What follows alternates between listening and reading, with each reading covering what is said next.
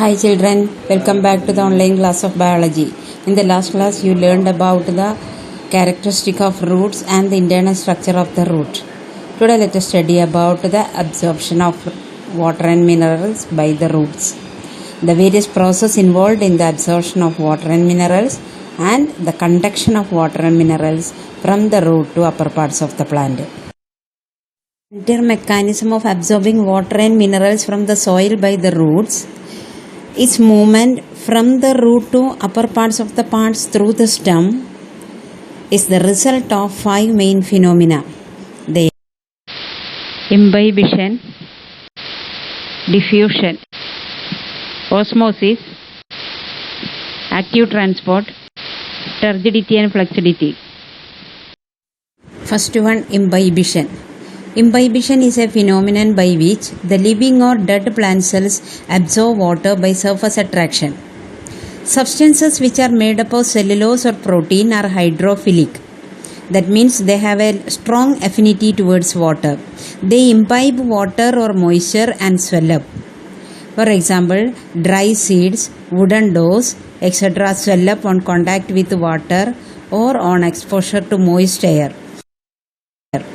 Due to imbibitional pressure, the seed coat ruptures in case of germinating seeds. It is also an important force in the ascent of sap. Next is the diffusion.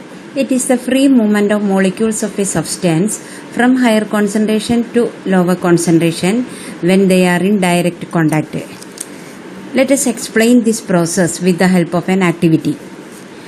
Take a beaker or flask containing water. Add a few drops of ink or a crystal of potassium permanganate into the water. It dissolves slowly and spreads in the water. Here, the molecules of ink or potassium permanganate diffused from its higher concentration to its lower concentration. Slowly, the molecules diffuse or distributed uniformly throughout the water. Next phenomenon is osmosis. It is the movement of water molecules from the region of higher concentration to the region of lower concentration. That means the water molecules move from their dilute solution to the concentrated solution through a semi-permeable membrane. Here, the most important thing about the osmosis is only the water molecules move from their higher concentration to their lower concentration, and they should be separated by a semi-permeable membrane. It is of two types, endosmosis and exosmosis. Endosmosis is the inward diffusion of water. It happens when the surrounding solution is less concentrated. For example, swell up of raisins when putting in the water, or when we put dry seeds in the water, it becomes swollen. These two are due to the diffusion of water, or we can say the entry of water into the seed or the raisin. Inside them there is very less water. So water molecules move from its higher concentration to its lower concentration through the membrane, through the seed coat or the covering of the raisins.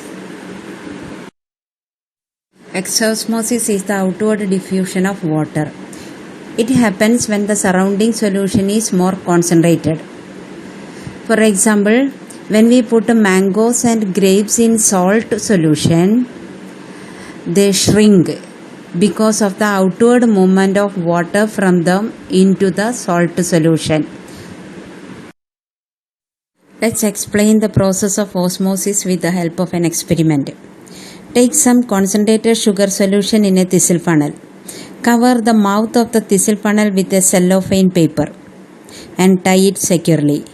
We can also take an egg membrane or an animal bladder instead of cellophane paper. Invert the thistle funnel in a beaker containing water and suspend it as shown in the figure. Mark the level of the sugar solution on the stem of the thistle funnel. This is the experimental setup. You know, in biology, for every experimental setup, there should be a control setup also. So we can arrange a control setup. Take another thistle funnel with plain water filled in it and suspend it in another beaker containing water and mark the level of water on its stem. That control setup is not shown in the diagram. When we observe this experimental setup and the control setup after a few hours, we can see that the level of the sugar solution in the thistle funnel in the experimental setup will rise, and the level of the water in the thistle funnel in the control will remain unchanged. The level of water in the beaker in the experimental setup will drop slightly, while the one in the beaker in the control will remain unchanged. Here in this experiment, some water of the beaker has passed through the cellophane paper to enter the thistle funnel containing the sugar solution. Sugar from the thistle funnel has not passed into the beaker. Here the cellophane paper has acted as a selectively permeable membrane, or we can say differentially permeable membrane. That means it has fine pores which allow water molecules to pass through it, but not the sugar molecules. This experiment can be done with the help of a goat bladder or a whisking bag. Whisking bag means any semi-permeable membrane. Here also we are taking a whisking bag or a goat bladder and filling it with the sugar solution and keep it in a beaker containing water and insert a capillary tube into it and make the setup as shown in the figure. Then you can see the level of sugar solution after few hours. It will be increased. The same result. But when we use any other material like a rubber sheet or muslin cloth, we will not get the result, because rubber sheet is an impermeable membrane and muslin cloth is freely permeable. So to conduct the experiment on osmosis, we have to take any semi-permeable membrane such as cellophane paper or goat bladder or whisking bag. Next is the osmotic pressure. It is a minimum pressure exerted to prevent the passage of solvent into the solution. In the experiment of thistle funnel with the sugar solution, we saw that after few hours the level of sugar solution in the thistle funnel increased due to the entry of water from the beaker into the thistle funnel through the semi-permeable membrane. But how long the process will be continued? Theoretically, we can say it should continue until the concentration of water molecules become equal on both the side of the membrane. But it will not take place, because due to the increase of water in the thistle funnel, there exert a pressure due to the weight of water in the thistle funnel. That pressure prevents the further entry of water molecules from the beaker into the thistle funnel. This pressure is called the osmotic pressure. So it is a minimum pressure exerted to prevent the passage of solvent into the solution. When a weight is placed over a thistle funnel, in the level of solution would not rise due to the entry of water. So here also you can see that a weight is kept on the thistle funnel, and due to that weight the water will not be entered into the thistle funnel.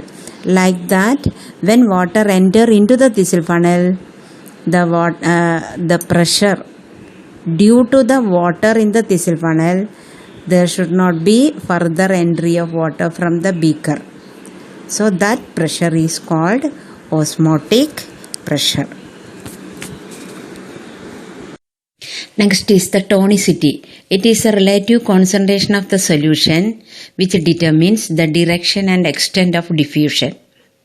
That means comparing the concentration of a solution with the concentration of the cell sap. Depending on the concentration, there are three types of tonicity: isotonic, hypotonic, and hypertonic. Let us see one by one. Isotonic solution has the same solute concentration as that of the cell sap. Hypotonic solution has lesser solute concentration than that of the cell. Hypertonic solution has greater solute concentration than that of the cell sap. So when we place a cell in the isotonic solution, it remains the same. But when we place a cell in the hypotonic solution, it undergoes endosmosis, and then water enter into the cell and it becomes solid. When we place a cell in the hypertonic solution, the water moves outward due to exosmosis and the cell become shrunken. Here you can see a plant cell and an animal cell placed in three different solutions. When placed in hypotonic solution, the cell swollen due to the endosmosis. When placed in isotonic solution, the shape remains same because no net movement of water. Water entering the cell is equal to the water moving outside. Then cell placed in the hypertonic solution, exosmosis takes place and the cell shriveled. Such a shriveled condition of the cell is called plasmolized cell. That is the process of shrinkage of protoplasm from the cell wall or the cell membrane when it is kept in the hypertonic solution. That process is called plasmolysis. We can regain the shape of a plasmolized cell by putting it in a hypotonic solution or normal. This is the comparative study of the three types of solutions: hypertonic, isotonic, and hypotonic. Hypertonic solution, higher solute outside. In isotonic, equal solute, and in hypotonic, higher solute inside. Then hypertonic solution, higher water inside, equal water on both sides, and hypotonic, higher water outside. In hypertonic solution, water moves out. That means exosmosis. Isotonic, no net movement of water. In hypotonic, water moves in, or we can say endosmosis. What is the result of all these? When placed in hypertonic, cell shrinks. When placed in isotonic, it remains same. When placed in hypotonic, the cell swells. Now you know in diffusion and osmosis there is a passive movement of molecules from the region of higher concentration to the region of lower concentration. But sometimes the substances move from its lower region to higher region. That is called the active transport. It is the process of passage of substances from a region of lower concentration to the region of higher concentration. It uses energy from the cell. The roots absorb minerals by this process. You know, the cell membrane of the root hair cell is semi-permeable and the cell sap is highly concentrated. These two setup is very suitable for the root to absorb water from the soil. But the soil contains the minerals. The mineral element present inside the cell sap is more. So the ions from the soil is absorbed by using energy from the cell. So the mineral elements are absorbed from the region of lower concentration to the region of higher concentration. That is called active transport. The roots absorb minerals from the soil by using energy from. Here it is very clear that active transport is a reverse of diffusion. In diffusion, the molecules move from the region of higher to lower concentration passively. But in active transport, the molecules move from the lower to higher concentration by using energy. Next is the turgidity and fluidity. As a result of osmosis, water may enter or leave the cell. When the water enters the cell gets swell up, or when the water leave from the cell, it gets shrink. So the turgidity is the condition of the cell in which no more water can accommodate due to endosmosis. It is the fully distended condition of the cell. But flaccid cell means it is the cell in which the water content is very less and the protoplasm is in a shrunken state. Here is the diagram of a turgid cell and a flaccid cell. In a turgid cell, the water enters by osmosis and the vacuole swells and pushes against the cell wall. But in a flaccid cell, the water lost from the cell vacuoles shrinks and the cell loses. A turgid cell cannot accommodate any more water. It is fully distended. So it exerts a pressure on the cell wall. That pressure is called a turgor pressure. The cell content exerts a pressure on the cell wall in a turgid cell. That pressure is called a turgor pressure. At the same time, the cell wall of a turgid cell exerts a pressure on the cell content. That pressure is called wall pressure. Here is the diagram of a turgid cell. Water moves into the cell due to osmotic concentration of the cell content and become turgid.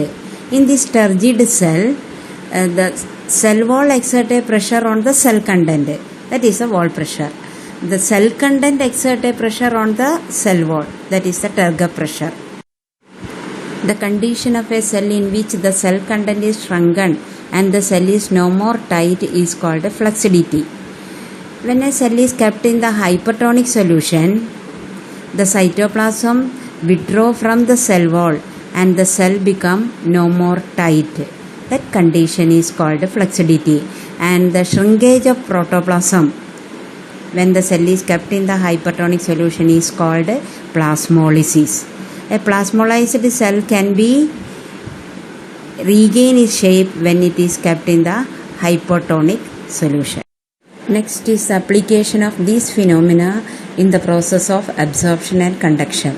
That let us study in the next class. Now you do the homework, draw all the diagrams in the notebook, read the textbook well,